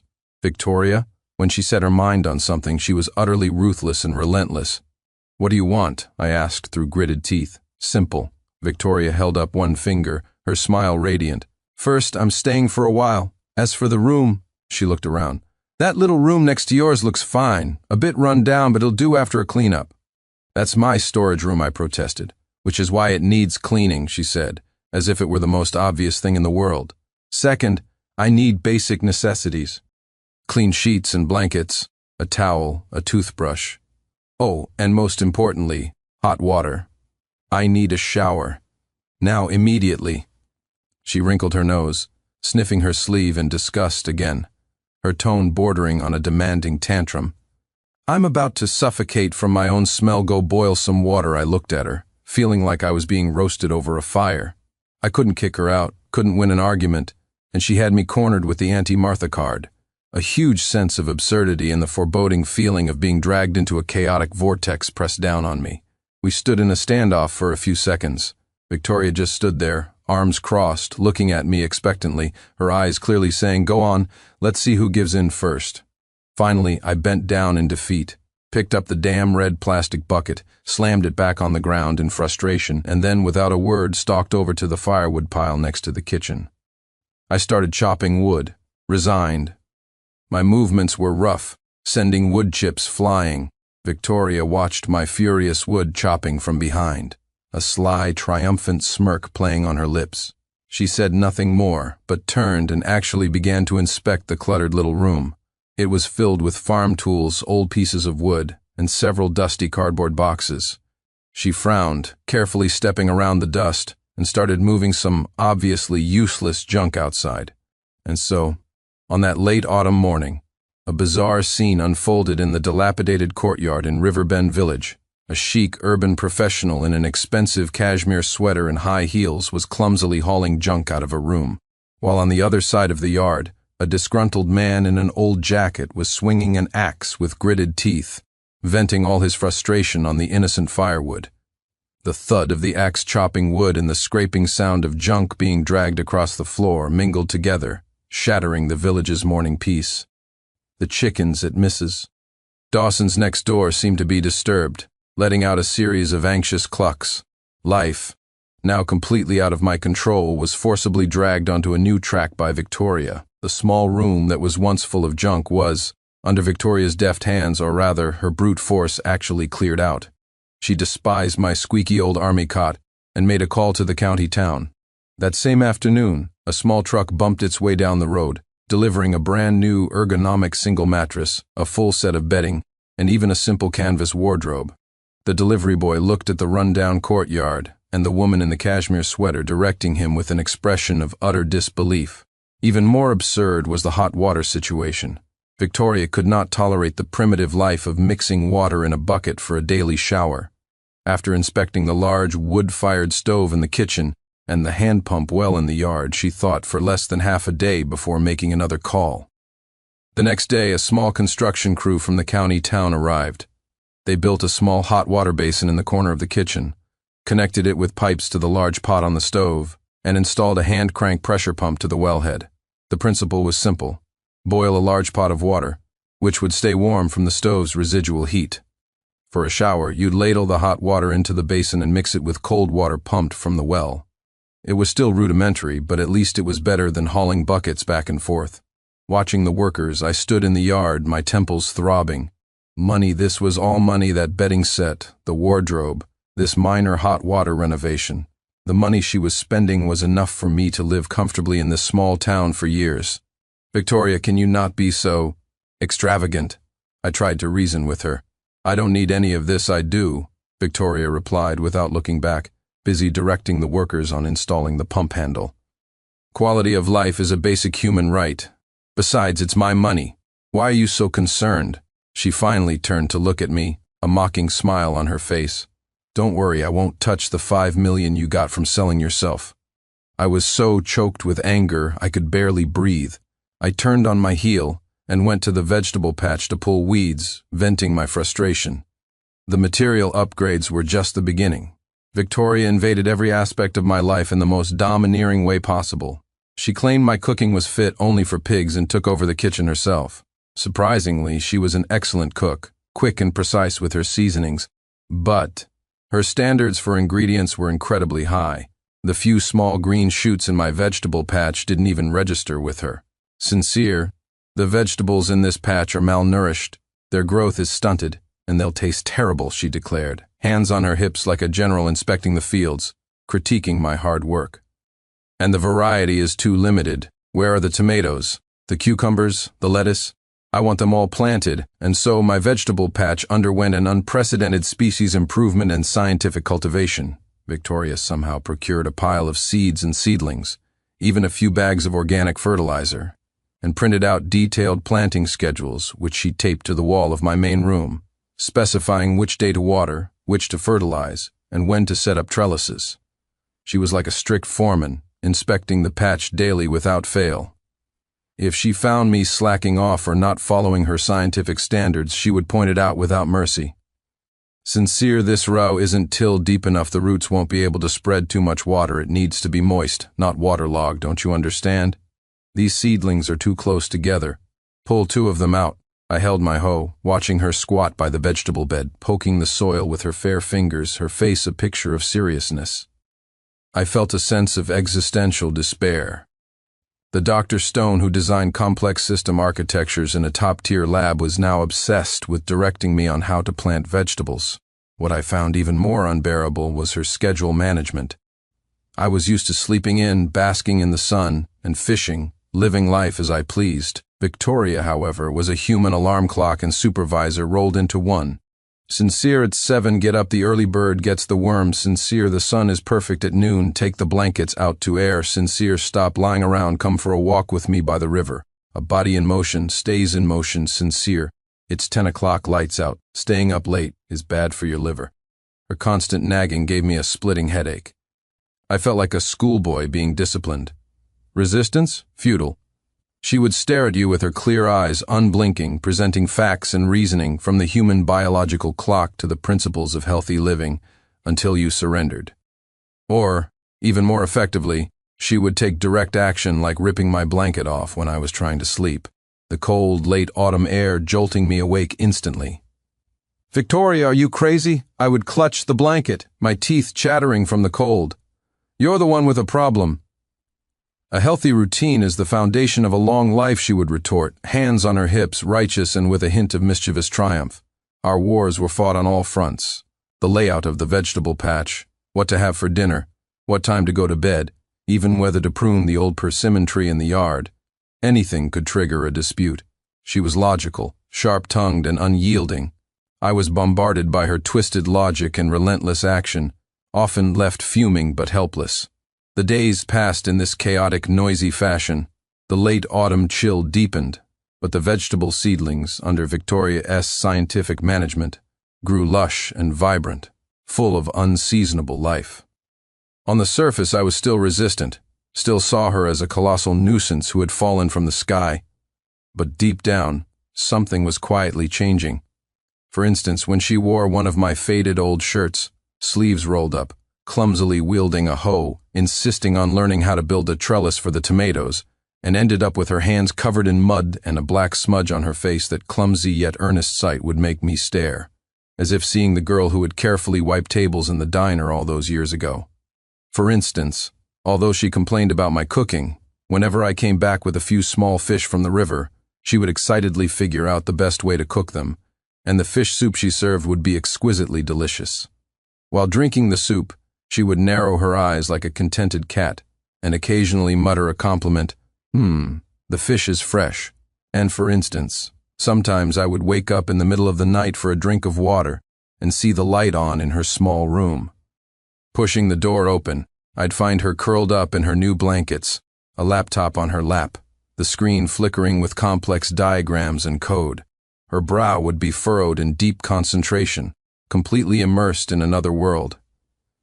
At that moment, the bossy, unreasonable Victoria of the daytime would disappear, leaving only the focused, intellectually radiant Dr. Stone.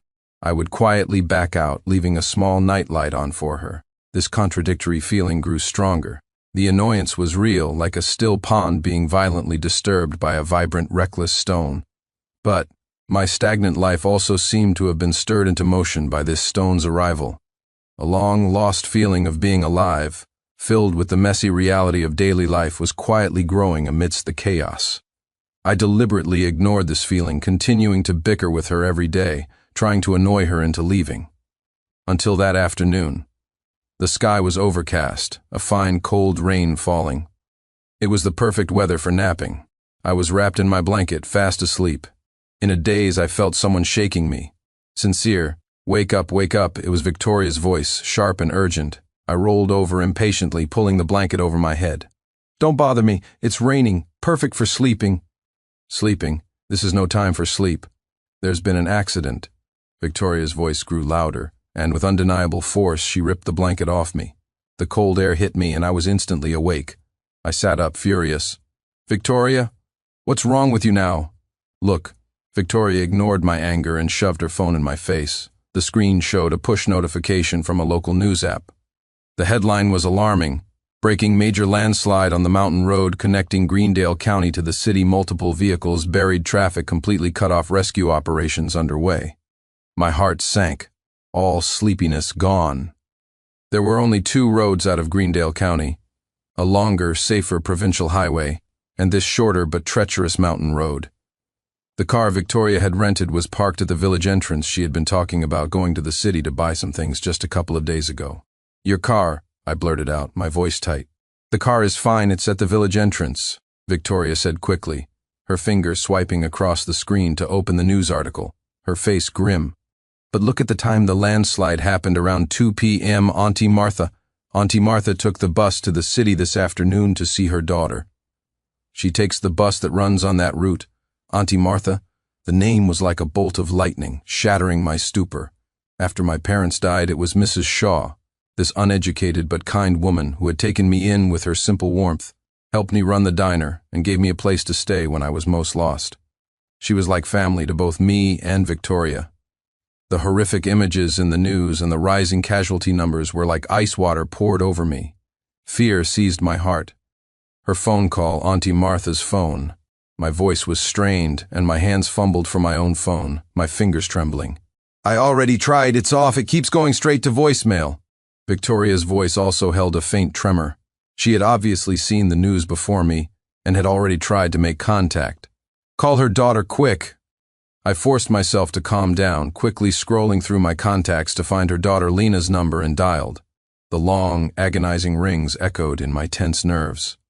Hello? Sincere? The call finally connected. Lena's voice was thick with tears and panic. Lena, where's Auntie Martha? The bus she was on, I asked urgently. I can't reach her at all. The passenger list isn't out yet. The rescue team said the scene is too chaotic. Mom. Her phone is off. Lena was sobbing uncontrollably on the other end.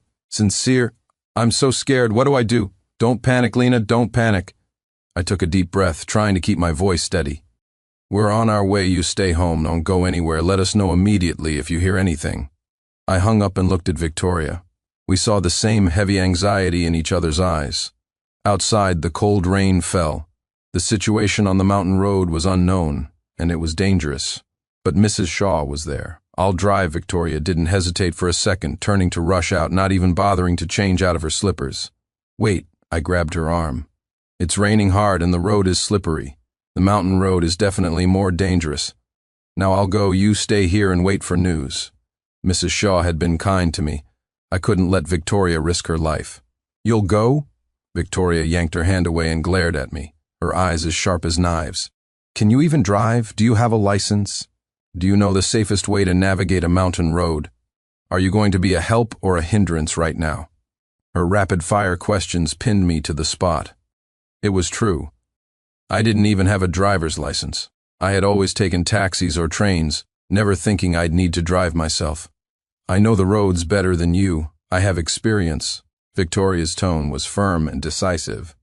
You stay here, keep the line open, be ready to take Lena's call and get hot water, towels, and blankets ready in case Auntie Martha is rescued and needs them. She didn't finish, but we both knew what that in case meant. Victoria, I looked at her slim but straight back in the cold rain, a mix of emotions churning inside me. At this moment, the domineering, unreasonable Victoria was gone, replaced by a calm, decisive, and loyal woman. Stop wasting time, every second counts. Victoria rushed into the rain without looking back, running toward the black SUV she had rented, parked at the village entrance. The rain instantly soaked her hair and shoulders. I stood under the eaves, watching her swiftly open the car door, get in, and start the engine. The headlights cut a beam of light through the gray, rainy haze, the engine roared, and the car shot forward without hesitation, splashing mud and water, quickly disappearing around the bend of the muddy village road. The cold rain hit my face. The yard was suddenly empty, filled only with the sound of the falling rain. The once chaotic, lively courtyard was now desolate and cold. An unprecedented panic and concern gripped my heart, not just for the possibly endangered Mrs. Shaw, but also for the figure who had just plunged headfirst into the dangerous storm. I spun around and rushed back into the house, clumsily starting to boil water, searching for clean towels and blankets. My movements were awkward from anxiety.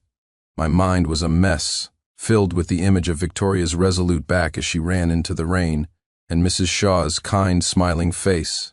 Time ticked by, each second an eternity. The phone on the table was as silent as a stone.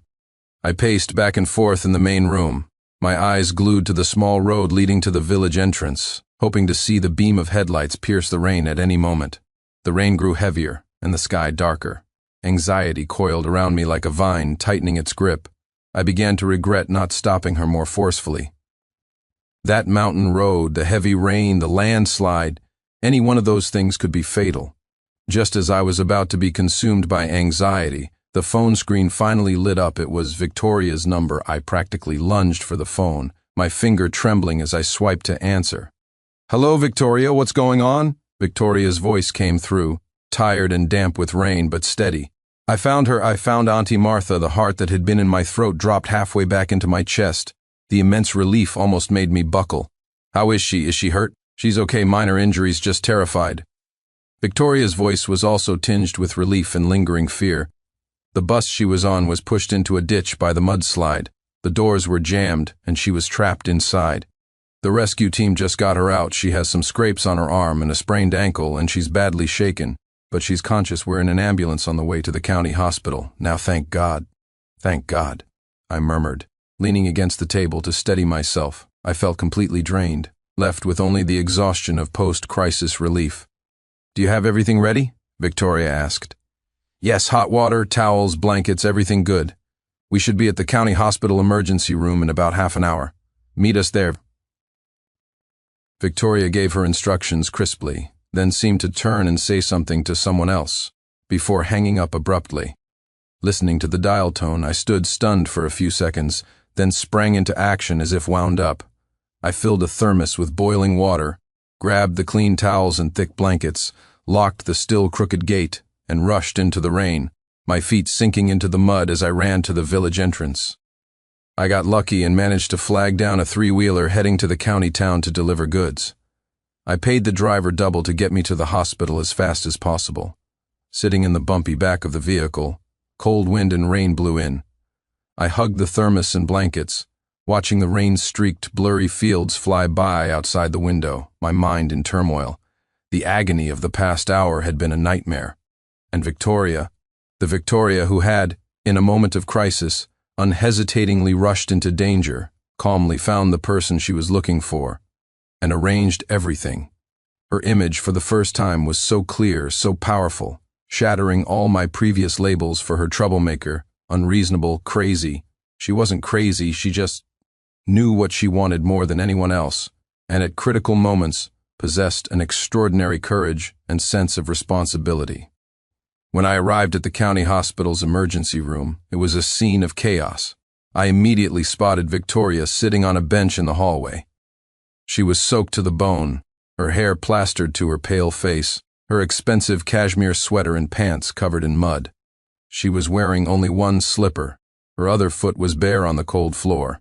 She was bent over, carefully wiping the mud from Mrs. Shaw's face and hands with a relatively clean towel. Mrs. Shaw was leaning against her, pale and dazed, her arm wrapped in bandages, her ankle swollen. When she saw me, tears welled up in her eyes, and her lips trembled.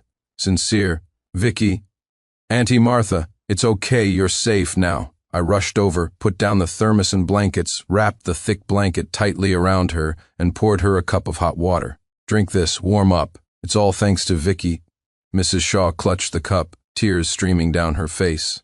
"If it wasn't for her, in such a dangerous place, she just ran over shouting my name." I looked at Victoria. She looked up, her face etched with exhaustion, her eyes red from the rain and stress, but they were bright. She gave me a weak smile, said nothing, and went back to carefully wiping the dried mud from Mrs. Shaw's hair. Her movements were gentle and focused. At that moment, the smell of disinfectant in the hallway, the surrounding noise, all seemed to fade away. All that was left was this soaked, disheveled, yet bright-eyed woman before me. An indescribable warmth surged through my chest, with a delayed but powerful impact. Just then, the sharp click of high heels on the floor echoed from the ER entrance, accompanied by a cold, angry female voice that shattered the brief moment of peace like a shard of ice. "Sincere Clark, I knew I'd find you here." The voice, like a blade dipped in ice, was sharp and cold, filled with a barely suppressed rage that cut through the ER hallway's mix of disinfectant, wet mud, and anxiety. I shot my head up, looking toward the sound. The glass doors of the emergency room had been shoved open violently, slamming against the wall with a dull thud. Vivian Blackwood stood there, dressed in a flawlessly tailored black cashmere coat that made her skin look even colder and paler. Her hair was pulled back in a neat bun, revealing a smooth forehead and eyes that now burned with an icy fire. Her face showed the fatigue of a long journey, but it was overshadowed by a stormy gloom and an incredulous fury. Those eyes, which had once coolly dominated boardrooms, were now locked onto me, so sharp they could have carved holes in my skin.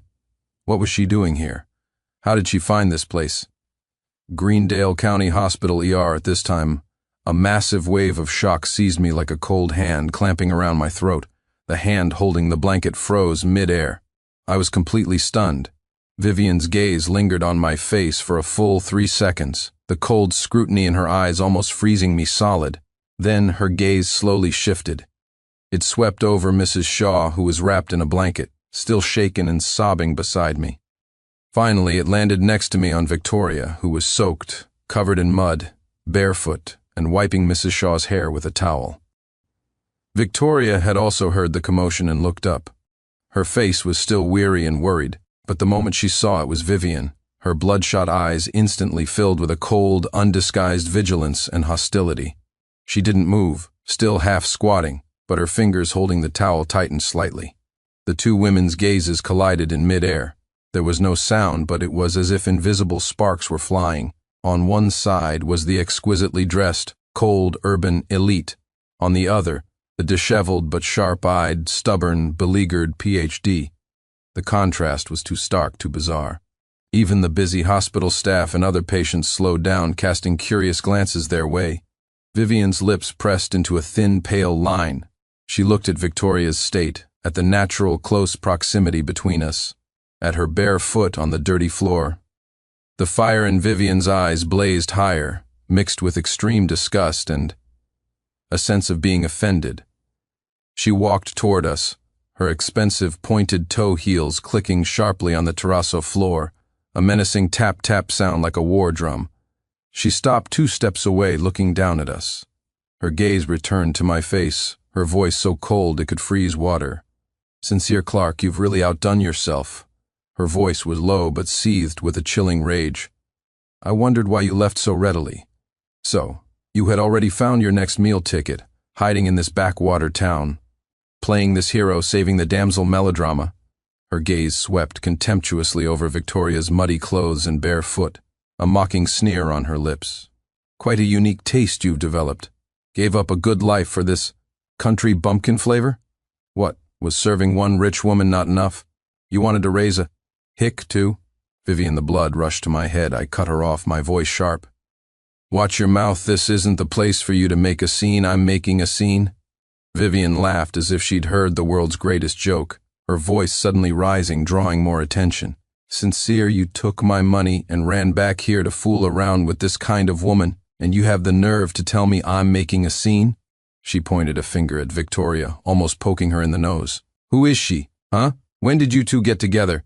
Was it while you were still with my company? Is that why you agreed to the divorce so easily? Tell me." Her accusations were absurd and vicious, like filth being thrown at us. I was trembling with anger, about to retort, when a calm but icy voice spoke first. "Ma'am." It was Victoria. She had stood up at some point. Despite being soaked and disheveled, barefoot and perhaps slightly shorter than Vivian in her heels, her back was ramrod straight, her chin slightly lifted. She didn't look at Vivian, but her gaze was on me. Her tone was as calm as if she were stating a simple fact, yet it carried an invisible, powerful presence that instantly overshadowed Vivian's hysteria. "Is this the ex-wife? The one who, after her business failed, and you found her destitute, you invested your entire life savings to save? And who, after becoming successful, got busy with her little secretary and then sent you packing with $5 million like you were a beggar? The esteemed Miss Blackwood?" Victoria's voice was clear, steady. Each word a cold stone dropped precisely into the water. She even tilted her head slightly, her expression one of perfectly feigned curiosity. There was a boom in the air around me. The color drained from Vivian's face. The mask of cold arrogance she always wore cracked for the first time, visibly and shockingly. Her eyes widened, her pupils contracted, as if she had been brutally stripped bare of all her defenses in the most humiliating way possible, exposed for all to see. Her lips trembled, the finger pointing at Victoria shook, but she couldn't utter a single word. The surrounding gazes grew more complex, filled with speculation and whispers, but Victoria acted as if she hadn't noticed Vivian's breakdown. Her gaze finally, slowly, turned to Vivian. Her clear, sharp eyes looked her up and down, and a faint yet devastatingly effective smile played on her lips. "It seems so." Victoria nodded slightly, her tone still calm, even tinged with a dawning realization. "Indeed, clothes make the woman. Dressed in a $10,000 coat and limited edition heels, you certainly look much more presentable than when you couldn't even afford a bowl of noodles at a street stall." That sentence was the last straw. What nonsense are you spouting?" Vivian finally found her voice, so shrill it almost cracked, filled with a flustered, humiliated rage. "Sincere, you told her, didn't you? You actually told this kind of woman about that? Have you no shame? Why so agitated, Miss Blackwood?" Victoria chuckled, her laugh laced with undisguised mockery. "If you don't want people to know, don't do it in the first place. You did it, so why are you afraid of people talking about it?" She took a small step forward. Her bare foot on the cold floor seemed to be standing on some invisible high ground. Her gaze became intensely pressuring, locked onto Vivian, who was pale and breathing heavily. "And also, a few corrections." Victoria's voice turned cold. "First, my relationship with Sincere is none of your business. You who bought out your relationship with money and then went back on your word. Second, he's not using your money to support me. To be precise," she paused, her gaze sweeping over me with a declarative air. "From now on, it's me who's supporting him." She looked back at Vivian, her eyes holding a condescending pity and merciless sarcasm. "After all, being double-crossed by the boy toy you were keeping, having him run off with company secrets and client lists, leaving you with nothing. That must be tough, right, Miss Blackwood? Is that why you're so hysterical, running here like a stray dog that's lost its home, to bark at your ex-husband?" Every word from Victoria was like the sharpest dagger, precisely stabbing Vivian's most painful, most shameful wounds. The secretary running off with the money, the company in crisis, all the humiliation and failure she had hidden, swallowing her pride, was now being aired out so clearly, so viciously, by this woman who had appeared out of nowhere. Vivian's body swayed violently. Her face was so ashen she looked like she might faint. She stared at Victoria, her eyes filled with venom and horror, her lips moving but unable to form any effective counterattack. The gazes of the onlookers were now like needles piercing her skin. She finally whipped her head around and gave me one last venomous glare, an expression so complex: anger, resentment, disbelief, and a hint of shame and regret that she herself wouldn't want to admit. Then, she spun around and practically ran, her high heels stumbling, and fled from the emergency room, disappearing into the cold rain and darkness outside the hospital. Like a defeated rooster, she scurried away. An eerie silence fell over the hallway, broken only by the beeping of medical equipment and the sound of the rain outside. I stood there, my heart still pounding, my palms slick with cold sweat. Watching the direction Vivian had disappeared, I felt a complex mix of emotions: humiliation, vindication, absurdity, and a vague sense of melancholy. 2 years of marriage, ending in such a farcical, ugly confrontation. Ahem. Mrs. Shaw coughed weakly, breaking the silence. She was clearly shaken by the scene, looking at me and Victoria with concern. I snapped back to reality, took a deep breath to calm my roiling emotions, and knelt to comfort Mrs. Shaw again. "Auntie Martha, it's over, it's okay, don't be scared." Victoria also knelt, picking up the towel and continuing where she left off, carefully wiping the back of Mrs. Shaw's hand. Her profile, under the harsh fluorescent lights, was calm, as if the sharp-tongued woman who had just verbally annihilated Vivian wasn't her. But just for a fleeting moment, as she looked down, I thought I saw the corner of her mouth twitch into a tiny smile. So quick it could have been my imagination, but it held the sly, possessive satisfaction of a small animal that had successfully guarded its territory. A nurse arrived with a gurney to take Mrs. Shaw for further examination. Victoria and I helped her onto it. As we followed the gurney toward the examination room, I walked beside Victoria. The hallway lights were dim, and her silhouette looked frail, her wet hair clinging to her cheeks. I hesitated, then spoke in a low, raspy voice. "How did you know her company was in trouble?" "And about the secretary?" Victoria didn't turn her head, her gaze fixed on the gurney ahead. Her tone was as flat as if she were discussing the weather. "Oh, I did some research before I came. News about her company has been circulating in certain circles. As for the secretary," she finally turned to glance at me, her expression saying, "Do you even need to ask? What other reason could there be for him to let you walk away with that much money, other than her cheating on him so blatantly?" I was speechless. She looked away and added coolly, with a tone of utter disdain, "She has terrible taste." I was speechless again. Looking at her calm profile, the complex emotions in my heart were suddenly replaced by a sense of absurdity and helplessness. This woman, how many other things had she looked into that I didn't know about? The test results came back quickly. Mrs. Shaw had only sustained minor injuries and was suffering from shock. She needed to be observed overnight. After handling the admission paperwork and settling her in, it was already late at night by the time she had eaten a little and fallen asleep. The rain had stopped at some point. The hospital hallway quieted down, with only the soft footsteps of the night nurse. Victoria and I walked out of the inpatient building together. A cold night wind hit us, carrying the fresh, chilly scent of post-rain air. Victoria instinctively hugged her arms. Her soaked cashmere sweater was no match for the cold.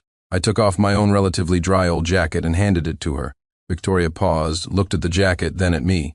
"Put it on, don't get sick." My tone was a bit stiff, awkward. "I'm not going to take care of you if you do." Victoria looked at me for a few seconds, then silently took the jacket and draped it over her shoulders. The large jacket enveloped her, carrying my body heat and the faint smell of tobacco. She tucked her chin into the collar. We walked in silence through the empty hospital courtyard toward the exit where her car was parked. The streetlights cast 2 long, occasionally overlapping shadows on the ground. "Today."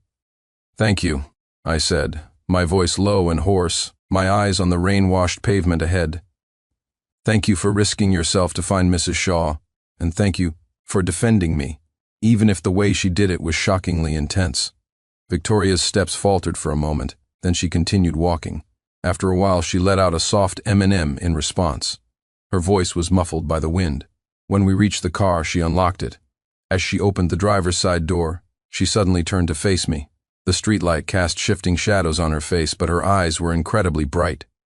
"Sincere Clark," she said my name with unprecedented seriousness. "Yeah?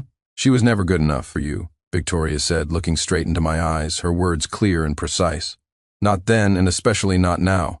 I was stunned, looking at her incredibly earnest expression, feeling something gently nudge my heart. "So," she paused, her chin lifting with that familiar, unquestionable dominance. "From now on, you answer to me." Without waiting for my reaction, she ducked into the driver's seat and shut the door with a thud. The engine started. The headlights came on, illuminating the wet road ahead. She rolled down the window, leaned out, her face reverting to that sly, commanding expression. "What are you standing there for? Get in, let's go home, it's freezing." I stood there, looking at the woman in the car wearing my old jacket, her hair still a mess but her eyes bright, brazenly declaring that I was now her responsibility. The night wind was cold, but a strange, surging warmth spread through me, as if something had seared my heart.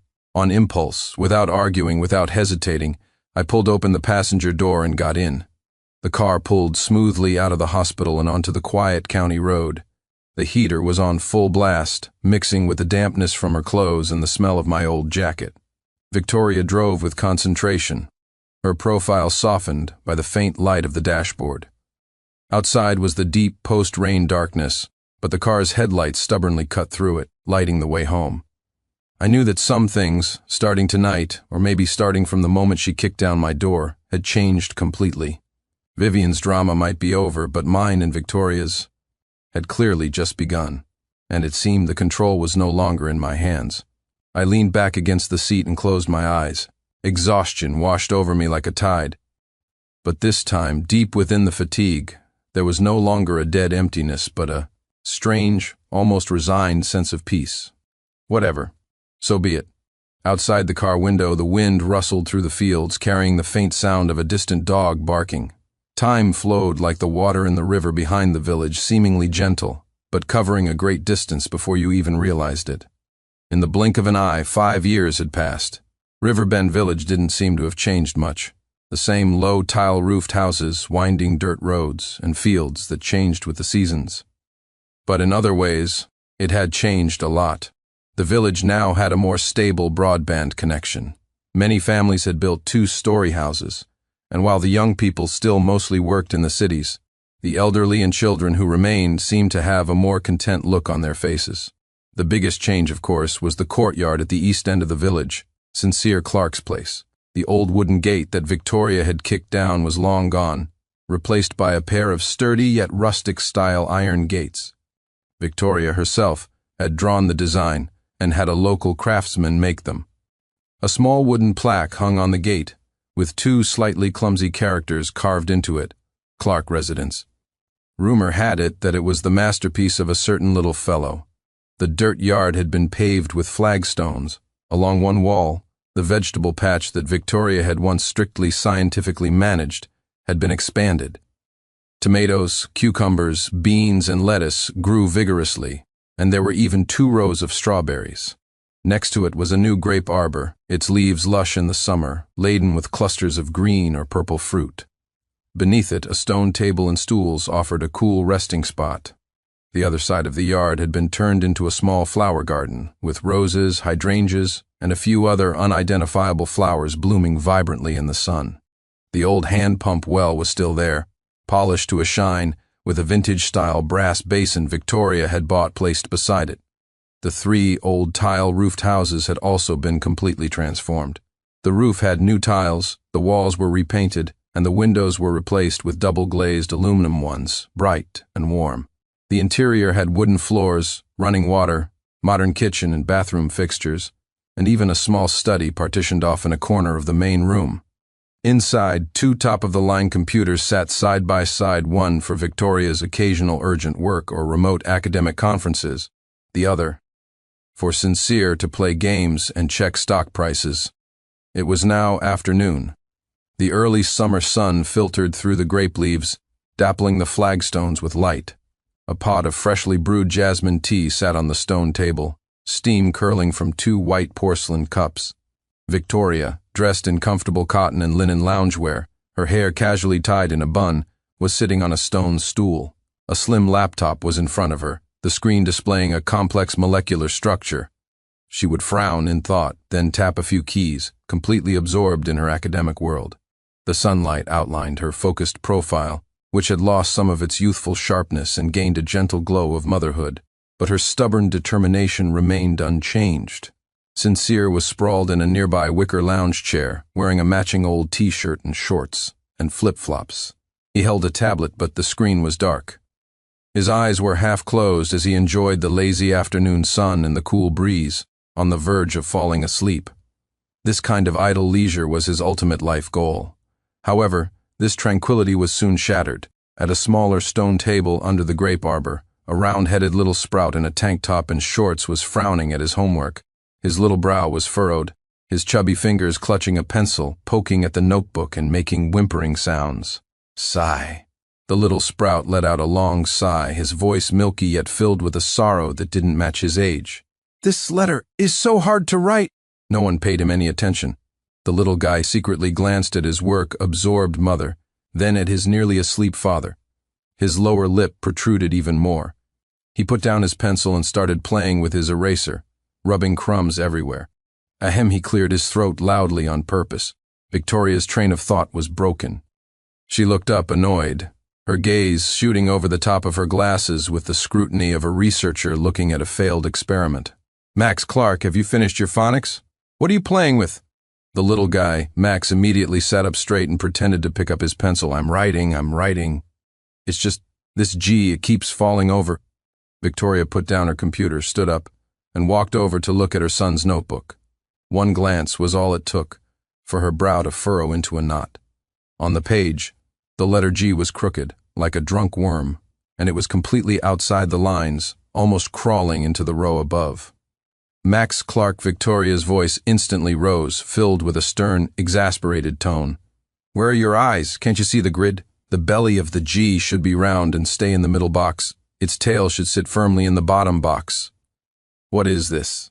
A bean sprout blown over by the wind?" Max shrank back from his mother's yelling and mumbled, It won't listen to me. It won't listen. The pencil is in your hand. Are you controlling it, or is it controlling you?" Victoria snatched the pencil and wrote 3 perfect standard GS in a blank space. "See, copy this if you can't write it properly.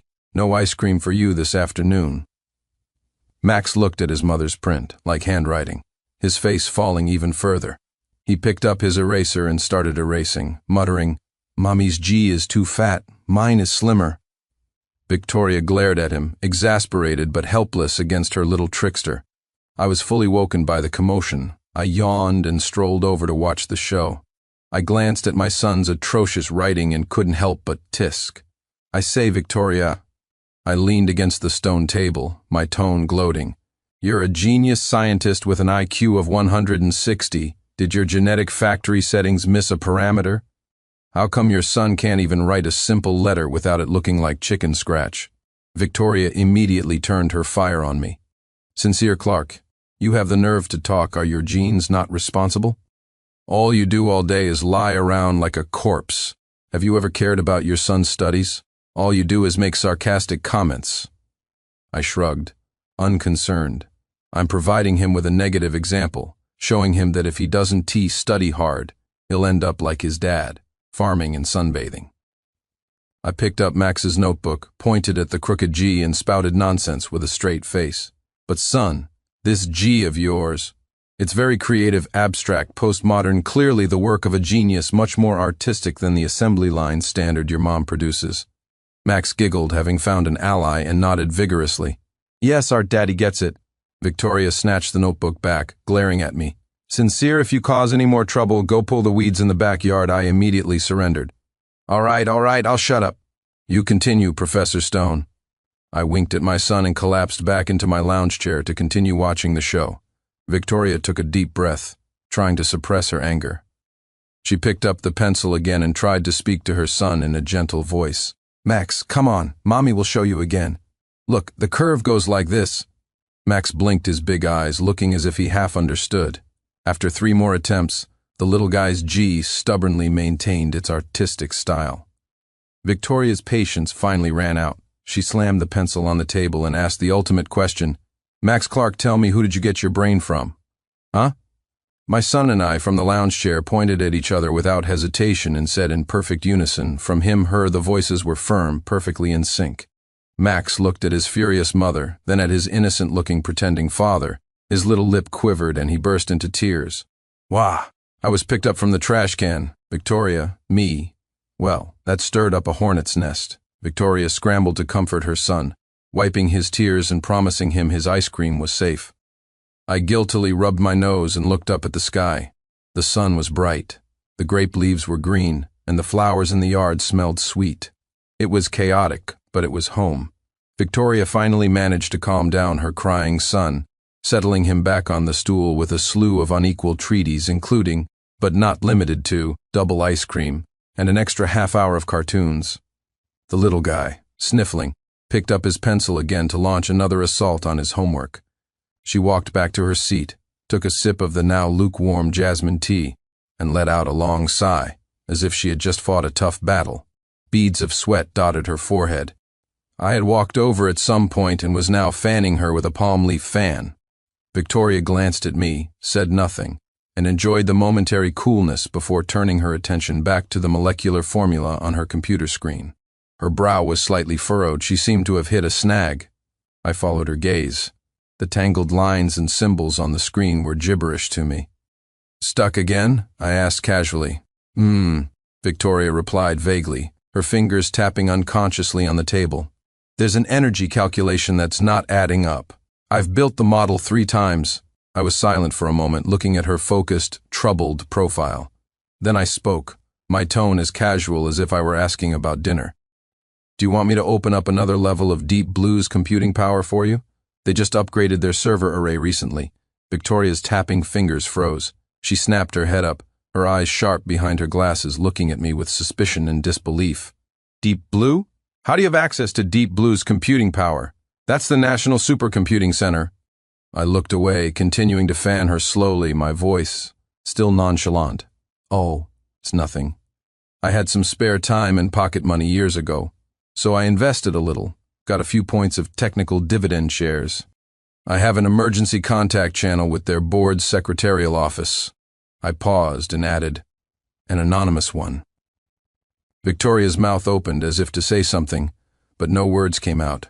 She just looked at me with an incredibly complex expression, shock, realization, and I knew it look, and a hint of exasperation. In the end, she didn't ask anything else. She just gave me a long, deep look, then turned back to her computer, her fingers flying across the keyboard. Her voice was back to its usual calm efficiency, but with a faint, almost imperceptible hint of gritted teeth. "Email me the access code and the verification method for the anonymous channel."